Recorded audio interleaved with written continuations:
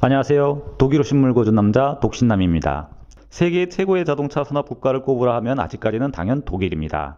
그러나 이 독일 자동차 역사 한 페이지에는 한국 산업의 흑역사도 그대로 나옵니다.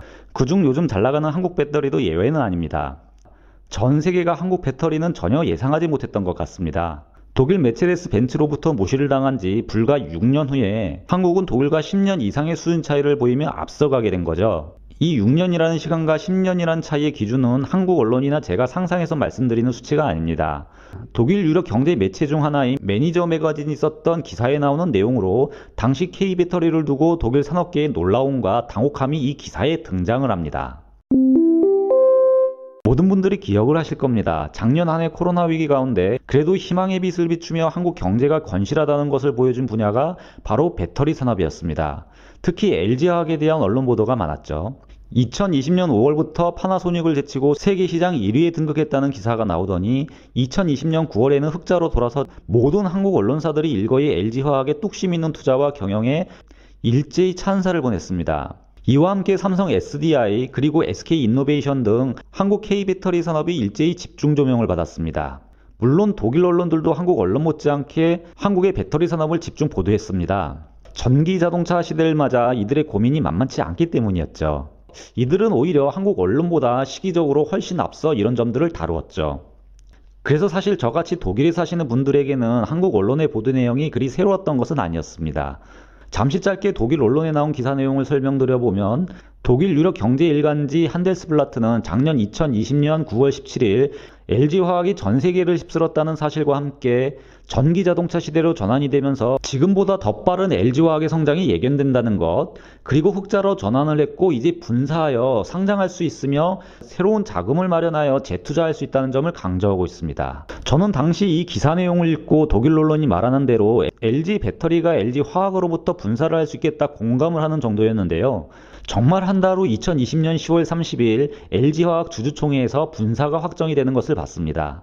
독일 언론사가 미리 LG화학의 다음 행보까지 예견을 하면서 기사화까지 한 것은 독일이 한국 배터리 산업에 대해 관심이 많고 또한 이들이 얼마나 예민하고 발빠르게 대응하려는가를 보여주는 대목이기도 합니다. 그런데 한국 배터리 기술에 대해 이렇게 예견했던 것은 어제 오늘의 일이 아닙니다. 한국 언론보다 앞서 독일에서는 이미 계속해서 성장해가는 한국의 배터리 산업의 파워를 살펴보고 있었습니다. 작년 4월 8일 기사를 보면 한국의 배터리 제조업체들이 더욱더 크게 시장 파워를 가지게 된다고 확정하고 있고 이 내용을 여러 매체에서도 집중 조명을 했었죠. 그럼 이런 한국의 배터리 산업을 독일 언론이 처음부터 눈여겨봤을까요? 예, 처음부터 그리고 아주 오랫동안 관찰을 해왔습니다. 사실 저도 대한민국의 국민으로서 한국 배터리가 세계 1등이 될 수 있을지 몰랐었습니다. 그리고 일반 국민들은 관심도 없던 10년 전 독일은 계속 한국 배터리 산업의 우수성을 거론해왔었죠. 시간은 2014년으로 거슬러 올라갑니다. 독일 유력 경제매체 매니저 매거진은 2014년 8월 15일 이미 메이드 인 저머니가 아니다라는 제목의 기사를 써내며 독일은 한국과 배터리 산업을 두고 수준 차이가 10년 이상 떨어져 있으며 한국 자동차가 배터리를 무기로 전기 자동차 시장에서 독일 자동차를 따돌릴 수 있다는 내용을 밝히고 있습니다. 그런 이유로 매체는 한국 배터리는 당시 가장 싸고 가장 좋은 제품이라는 것을 꼽고 있습니다. 그리고 이와 함께 한국 배터리가 곧 세계를 제패할 것이라는 사실도 예상했었죠. 지금의 한국 배터리의 파워를 이미 2014년부터 예견을 한 겁니다. 일단 이렇게 한국인의 능력을 미리 알아본 독일 언론의 수준에 정말 칭찬과 찬사를 보냅니다.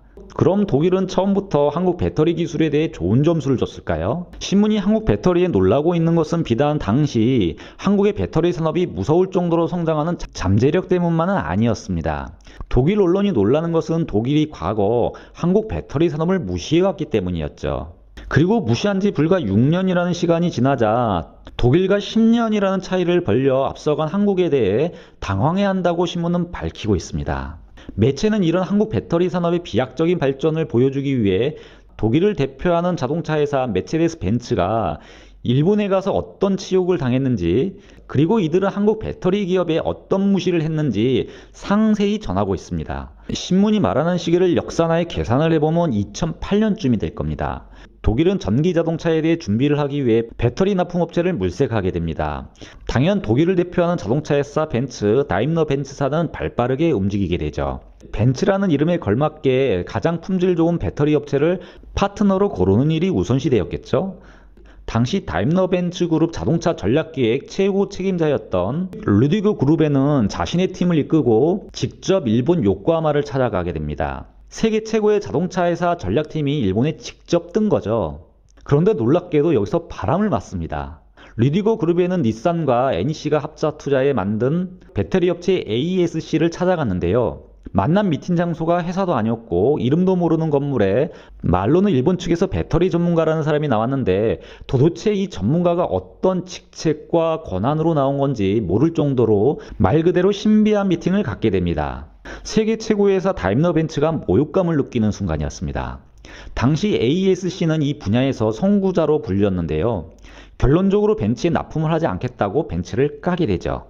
벤츠 최고의 두뇌들이 모인 전략팀이 일본까지 날아가 바람을 맞은 겁니다. 벤츠 역사상 가장 치욕적인 사건 중에 하나죠.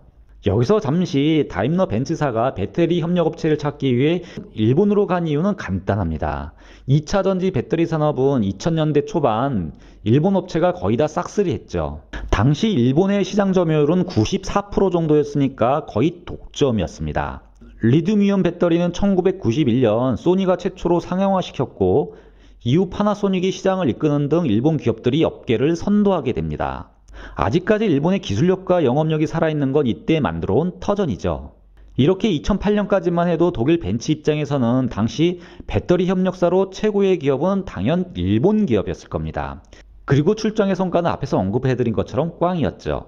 AESC뿐만 아니라 소니도 파나소닉도 모두 벤츠에게 퇴짜를 넣습니다. 거절당한 정확한 이유는 모르겠지만 아마도 토요타 등 일본 현지 완성차 업체와 전략적인 제휴가 있고 이 때문에 의도적으로 벤츠사와 접촉을 피한 것으로 보인다는 것이 매체의 설명입니다. 이제 와서 결과론적인 얘기긴 합니다만 일본 업체 입장에서는 그때 벤츠사와 협력해서 배터리 회사를 만들지 않은 게 지금 두고두고 후회하는 일일 겁니다. 오늘날 한국 및 중국 업체들과 경쟁해서 힘겹게 싸우고 있는 것이 일본이고요. 그렇기 때문에 유럽 시장 확보 차원에서 든든한 지원군을 차버렸던 것이죠. 그리고 그 후에도 벤츠사와 일하겠다는 배터리 일본 업체는 나타나지 않았습니다. 벤츠는 당연히 당황했죠. 그런데 이랬던 다임러 벤츠사에게 입지를 넣고 같이 협력하자 애원했던 두 곳의 기업이 나타났다고 신문은 밝히고 있습니다. 바로 한국 업체 삼성과 LG였죠. 이번에는 다임러 벤츠사가 삼성과 LG 두 곳을 모두 무시해버립니다. 기술과 실력이 안 된다는 것이 벤츠의 판단이었죠. 지금은 벤츠뿐만 아니라 독일 자동차 산업이 땅을 치고 후회하는 일이 된 겁니다. 왜냐하면 벤츠의 그 다음 행보가 이를 말해주고 있기 때문이죠. 이렇게 일본 출장 미팅을 지휘했던 르디거 그루버는 별 소득이 없이 독일 슈투트가트로 돌아오자 당시 벤츠 회장이었던 디터 제시는 새로운 계획을 세웁니다. 이게 바로 전기자동차 관련 벤츠의 삼각편대 작전인데요. 먼저 당시만 해도 스타트업 수준이었던 테슬라에 투자를 하며 전기차 시장으로 본격적으로 사업을 확장하죠. 당시 자금으로 허덕이던 테슬라는 벤츠의 투자로 이렇게 살아나게 됩니다. 어쨌든 벤츠는 테슬라가 앞으로 전기차 시장을 주도할 것이라는 것을 알았던 것 같습니다. 그리고 벤츠는 또한 중국 업체의 BYD와 전략 제휴를 맺습니다. 벤츠는 여전히 BYD와 일을 같이 하고 있죠. 또한 훌륭한 결정이었죠. 아주 대단합니다. 각 대륙에서 넘버원들과 모두 제휴하거나 투자했던 것이죠. 그리고 마지막으로 배터리는 메이드 인 저머니로 간다 였습니다. 벤츠의 실수는 여기에 있습니다. 당시 한국과 제휴를 했다면 오늘날 다가오는 전기차 시장에서 엄청난 전략적 우위를 선점할 수 있었는데 이를 스스로 발로 차버린 겁니다. 어쨌든 바로 루르공업 지역의 에센이라는 도시에 본사를 두고 있는 에보닉이라는 화학회사와 다임러 벤츠사가 조인트 벤처회사 LI테크 유한회사를 설립하게 되고 배터리는 일본 없이 직접 생산하기로 결정했다고 매체는 밝히고 있습니다. 벤츠라는 회사는 모든 분들이 다 아실 수 있습니다만 에보닉이라는 이 화학회사는 잘 모르실 수도 있는데요. 이 에보닉이라는 회사도 만만한 회사가 아닙니다. 독일보다 외국에 제품을 많이 파는 수출 기업인데요. 매출의 83%가 수출로 구성이 되어 있고 총 매출 20조 정도 하니까 작은 회사는 아닙니다. 수화학적으로는 아주 유명한 곳이죠. 정말 대단한 회사입니다. 아마도 화학산업에서 종사하시는 분들은 이 벤츠와 에보닉이라는 이 두 회사의 이름만 들어도 뭐 될 것 같다고 말을 하실 수 있습니다. 메이드 인 저머니, 그것도 자동차와 화학 모두 독일을 먹여 살리고 있는 대표적인 분야니까 실패할 리가 없다 판단을 한 겁니다. 그런데 제조업 독일의 신화는 여기서 통하지 않고 결국 실패로 끝납니다. 에보닉이 50.1%, 벤츠가 49.9%의 지분을 나눠서 시작한 이 회사는 2014년 벤츠가 에보닉의 지분을 모두 인수받고요. 2015년까지 다임러 벤츠의 계열사인 스마트 자동차에 들어가는 배터리를 생산하게 되죠. 기술은 상도 받고 괜찮았던 한데 재정적인 이유로 결국 2015년에 생산을 멈춥니다. 이렇게 새로운 시장을 확보한다는 것이 공급국가 독일이어도 쉽지는 않았던 겁니다. 결국 이 회사를 2016년 연구소로만 쓰다가 2017년도 리아콘 유한회사에서 이를 인수하게 되죠. 이렇게 다임러 벤츠는 배터리 산업에서 철수를 합니다. 그런데 다임러 벤츠사가 배터리 산업에서 슬슬 손을 뗄 줄 예상치도 않은 일이 벌어지고 마는데요. 처음에는 걸음마 수준이라고 생각했던 테슬라가 이제는 협력 파트너가 아니고 완전 경쟁자로서 자동차 시장에서 혁신의 대명사로 군림하게 되었고요. 무엇보다 더 큰 충격은 자신들이 무시하고 깠던 한국 업체가 6년이 지나고 나니 세계 최고가 되어 있는 겁니다. 2014년부터 독일 언론들은 배터리 시장에서 한국 배터리가 등장해 지각 변동을 일으킬 것이라는 소식을 알렸고, 이에 덩달아 독일 자동차 업계는 난리가 나게 된 겁니다.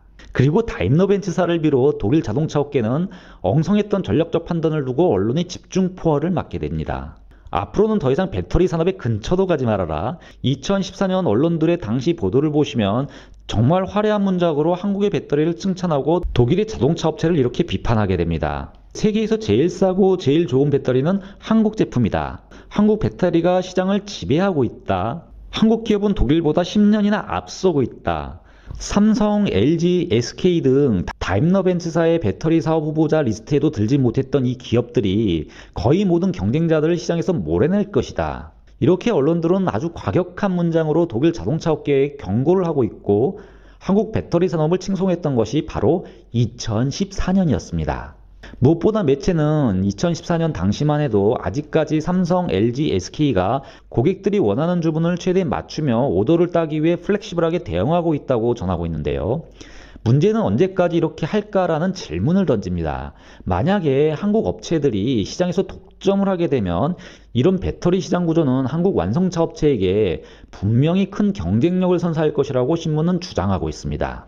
그리고 2020년 작년 한 해 한국은 영상 앞에서 설명을 드린 것처럼 모든 나라가 인정하는 배터리 강국이 되었습니다. 그럼 K배터리 정말 그렇다고 해서 전 세계를 지배하고 있는 것일까요? 이에 관련된 영상을 드리기 위해서는 독일을 비롯 유럽의 배터리 산업 전략 및 기술 등을 살펴봐야 합니다. 이 내용은 다음 영상 한국 배터리 정말로 세계 시장을 장악했나라는 부분에서 설명을 드리겠습니다. 참고로 아직 전기자동차 시대는 오지 않았다는 말씀도 드립니다. 지금까지 독일어 신문의 관점으로 세상의 모든 이야기를 전하는 독일어 신문을 읽어준 남자 독신남이었습니다.